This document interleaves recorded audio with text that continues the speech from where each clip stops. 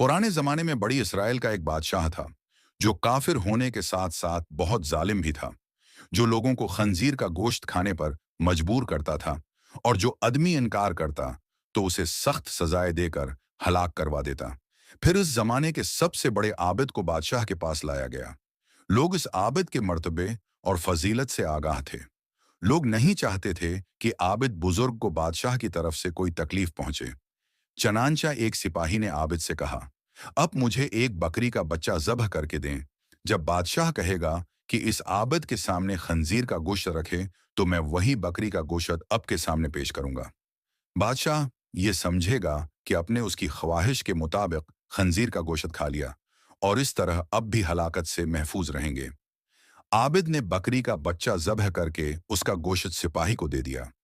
जब आबिद को बादशाह के सामने लाया गया तो बादशाह ने हुक्म दिया कि खंजीर का गोश्त लाया जाए। मंसूबे के मुताबिक तो इस सिपाही ने बकरी का गोश्त आबिद को पेश किया। बादशाह ने कहा, मेरे सामने खंजीर का गोश्त खाओ। आबिद ने कहा, मैं हरगुज हरगुज न खाऊंगा। ये सुनकर सिपाही ने इशारे से बताया कि ये वही बकरे का गोश्त है जो आपने दिया था, आप बला झुझक खा लें।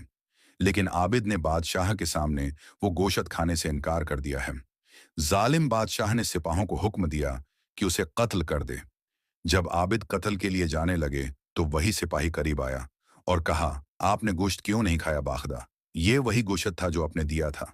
आबिद ने कहा, ऐसी कोई बात नहीं, बल्कि मैं उस बात से डर गया था कि लोग मेरी वजह से फितना में मुब्तला हो जाएंगे।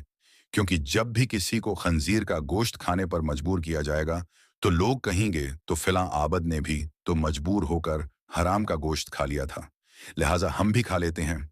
इस तरह लोग मेरी वजह से बहुत बड़े फितने में मुब्तला हो जाते और मैं लोगों के लिए हरगिज़ फितना बनाना नहीं चाहता हूँ। ये कहकर आबिद खामोश हो गया और जलाद ने उसका सिर तन से जदा कर दिया।